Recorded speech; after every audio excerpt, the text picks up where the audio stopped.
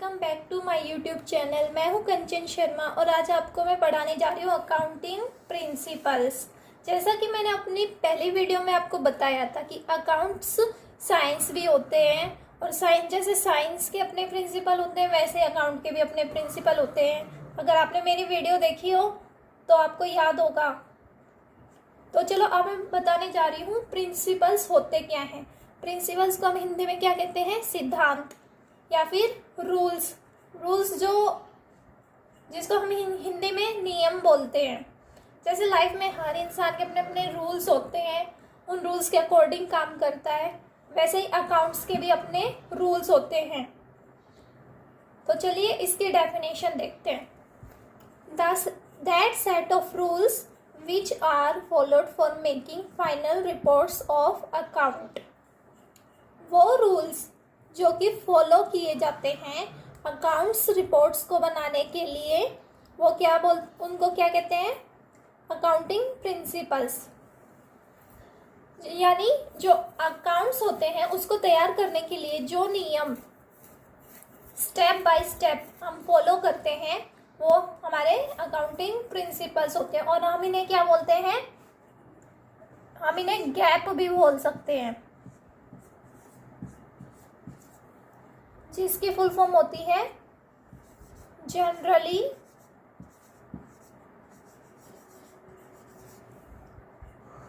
Accepted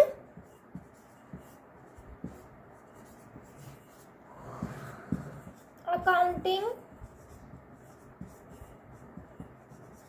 principal.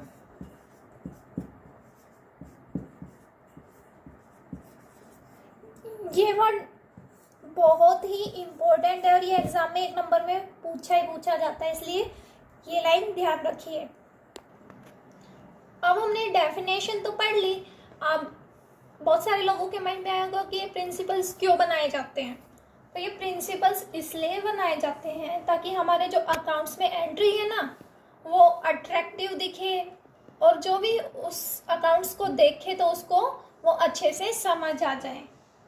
और जो ये प्रिंसिपल्स होते हैं ये एक जैसे नहीं होते, इन्हें हम हर साल चेंज कर सकते हैं क्योंकि गवर्नमेंट पॉलिसी चेंज होती है एवरी ईयर, तो हमें अपने रूल्स भी उसके अकॉर्डिंग चेंज करने पड़ते हैं।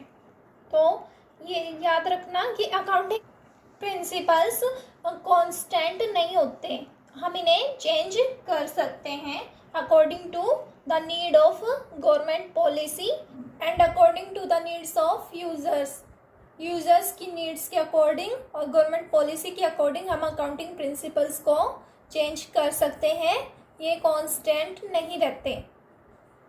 चलिए अब ये तो थे अकाउंटिंग प्रिंसिपल्स की डेफिनेशन और क्यों बनाए जाते हैं ये प्रिंसिपल्स।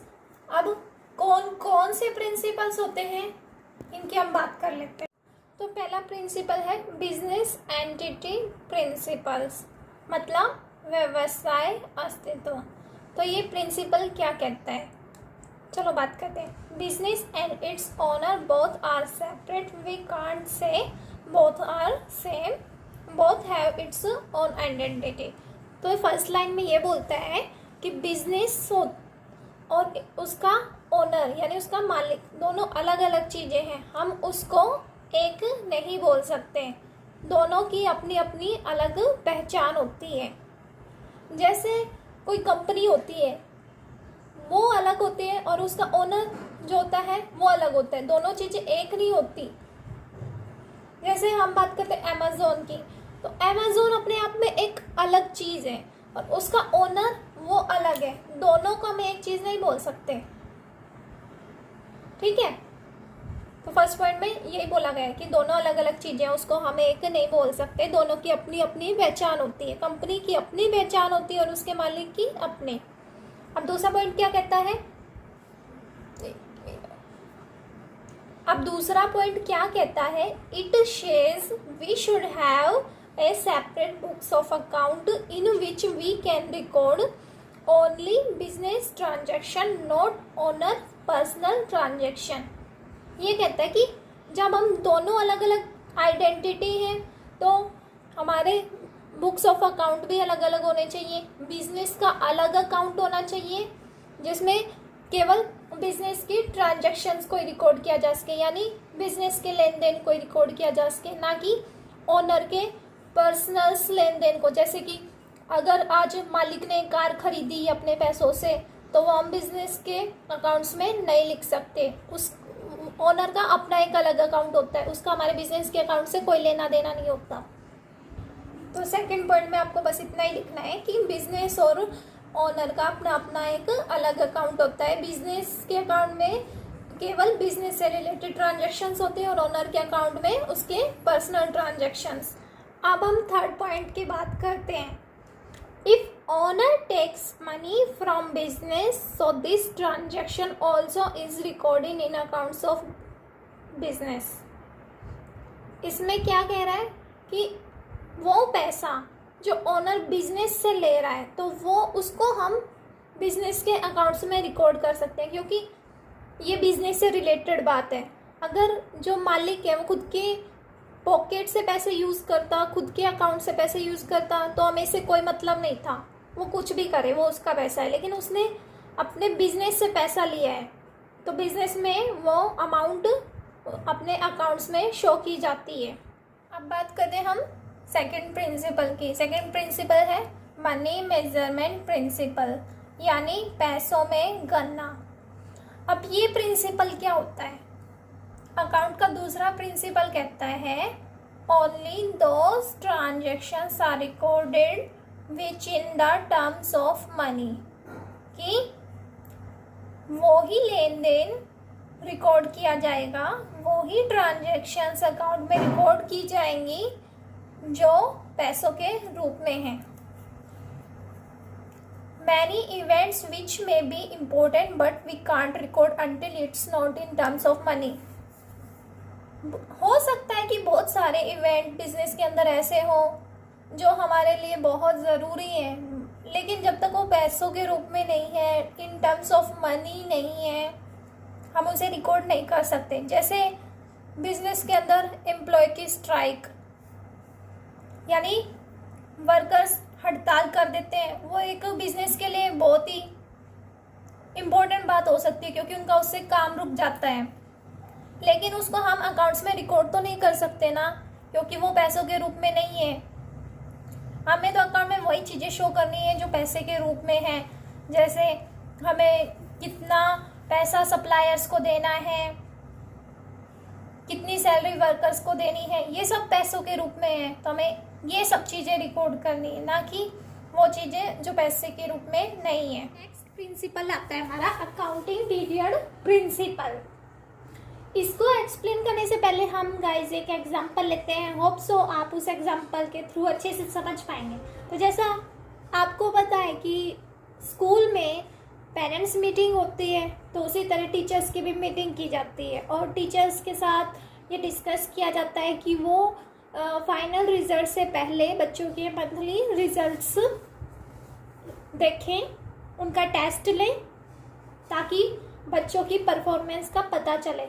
अगर वो मंथली टेस्ट ना लेके डायरेक्ट फाइनल रिजल्ट ही ले, पूरे साल कोई टेस्ट ना ले, तो हो सकता है उन्हें फाइनल रिजल्ट में आधी से ज़्यादा क्लास फेल मिले।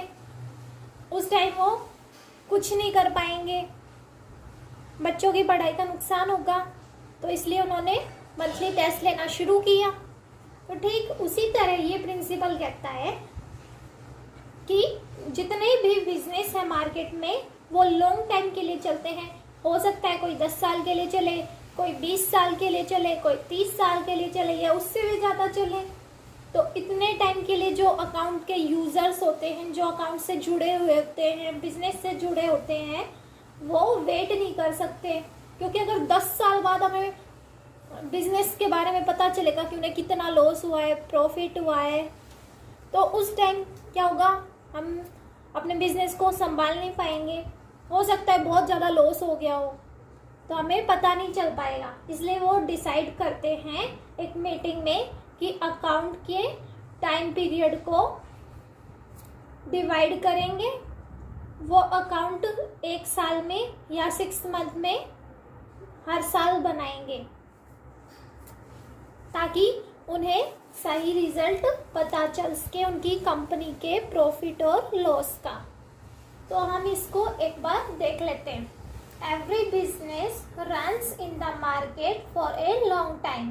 पहली लाइन में क्या बोल रहा है कि प्रत्येक बिजनेस मार्केट में लंबे समय के लिए चलता है।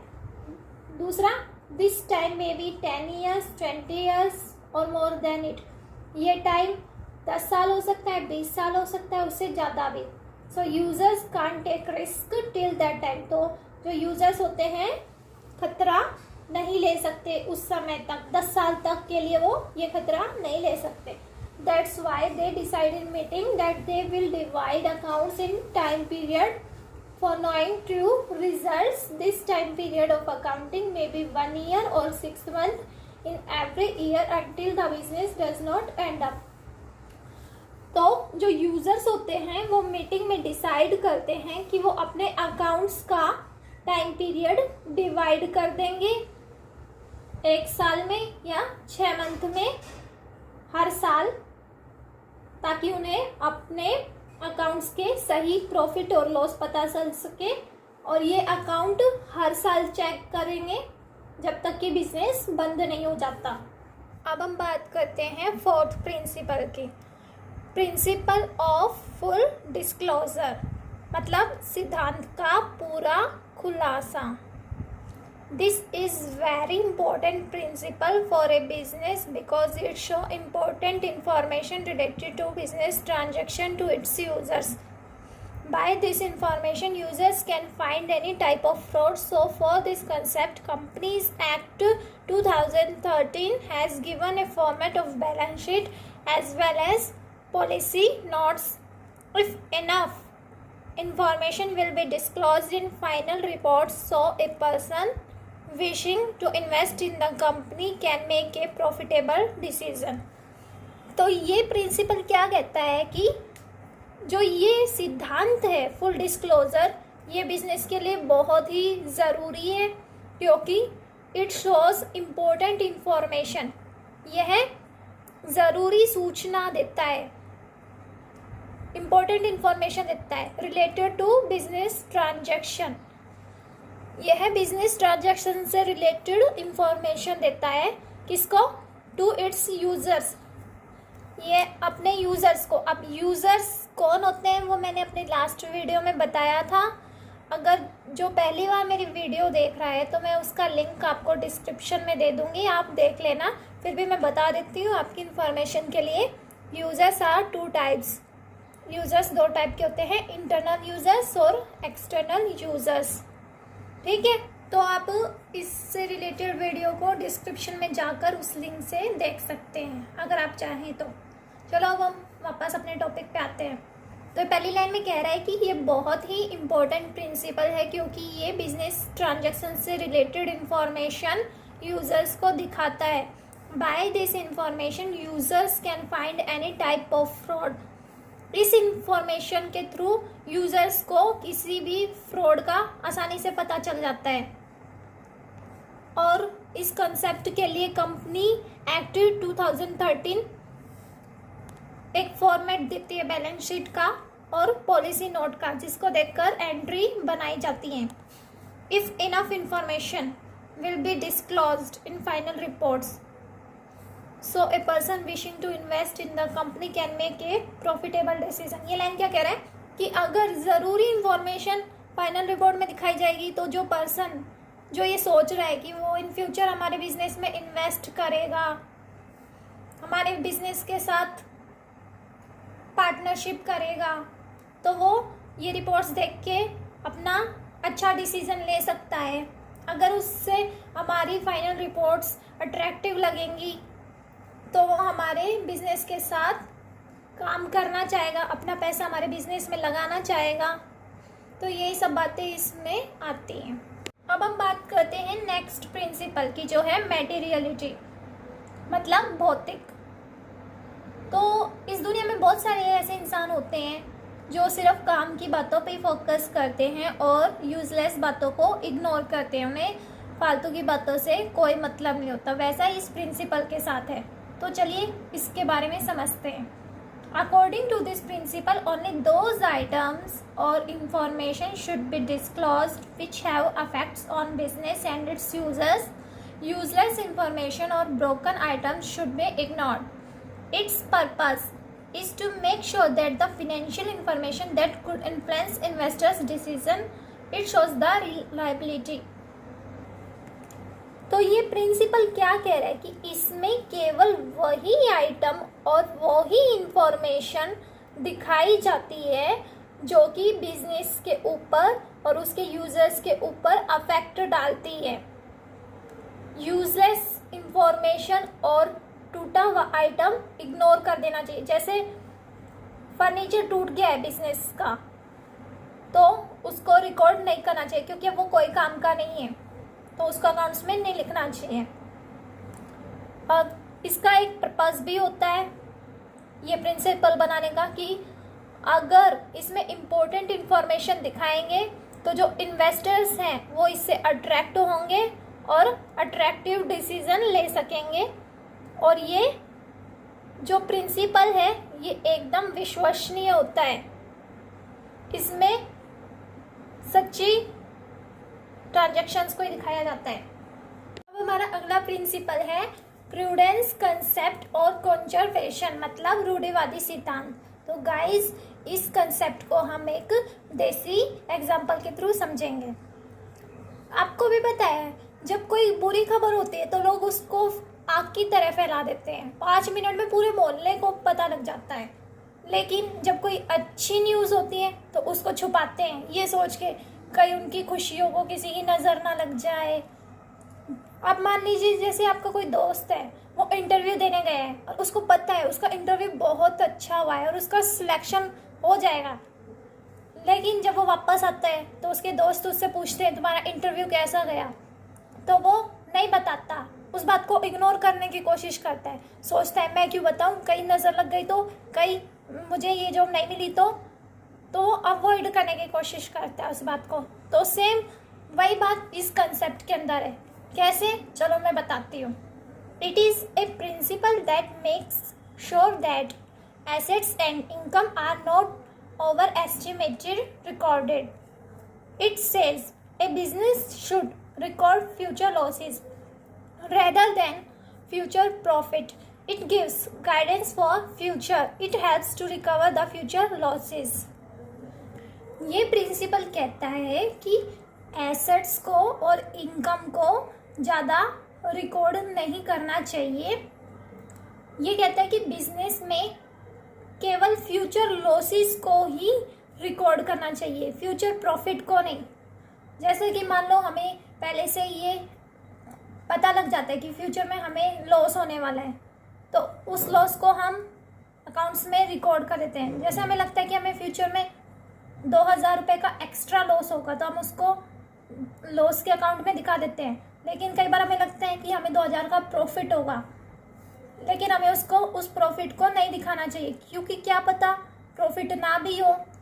क्योंकि अगर लॉस होगा तो हम उसको रिकवर कर लेंगे, जो अमाउंट हमने पहले से ही कलेक्ट कर ली है उससे. अगर प्रॉफिट हुआ तो बहुत अच्छी बात है. तो इसलिए ये कहता है कि हमें फ्यूचर प्रॉफिट को रिकॉर्ड नहीं करना चाहिए, हमें बस फ्यूचर के लॉसेस को रिकॉर्ड करना चाहिए ताकि इसे हम फ्यूचर लॉस को रिकवर कर सकें. अब हमारा नेक्स्ट प्रिंसिपल है हिस्टोरिकल कॉस्ट, मतलब कि ऐतिहासिक लागत. According to this concept, the value of an asset on the balance sheet is recorded at its original cost when it's purchased by the company. This method is used in the case of fixed assets. तो ये principal क्या कह रहा है कि हमारी जो balance sheet है जिसमें हम सारी एंट्रीज बनाते हैं उसके अंदर एसेट्स को उसी वैल्यू पे लिख रहा है जिस वैल्यू पे वो कंपनी के थ्रू परचेज की गई थी. मान लो कंपनी ने 50,000 की एक मशीनरी खरीदी है 1 साल पहले, तो अब वो 1 साल बाद उस मशीनरी को बैलेंस शीट में रिकॉर्ड कर रही है. अब हमें इससे कोई मतलब नहीं है कि मशीनरी की वैल्यू कम हुई है या बढ़ी है, हमें मशीनरी को उसी वैल्यू पे लिखना है जिस वैल्यू पे हमने उसको परचेज किया था, हमने मतलब 50,000 पे परचेज किया था तो हमें उसको 50,000 में ही शो करना है, चाहे उसकी वैल्यू कम क्यों ना हो गई हो, हमें इससे कोई फ़र्क नहीं पड़ता। ये मेथड फिक्स्ड एसेट्स के केस में यूज़ किया जाता है। फिक्स्ड एसेट्स कौन सी होती हैं? जो लॉन्ग टाइम के लिए यूज़ की जा सकती है और फ्यूचर में हमें प्रॉफिट देती हैं, जैसे मशीनरी, फर्नीचर, बिल्डिंग, ये हमारी क्या है? Fixed assets. चलिए अब हम बात करते हैं हमारे सबसे लास्ट प्रिंसिपल के, जो है डुअल एक्सपेक्ट प्रिंसिपल, मतलब दोहरी अवधारणा। According to this principle, every business transaction requires two different accounts. One is debit and second is credit.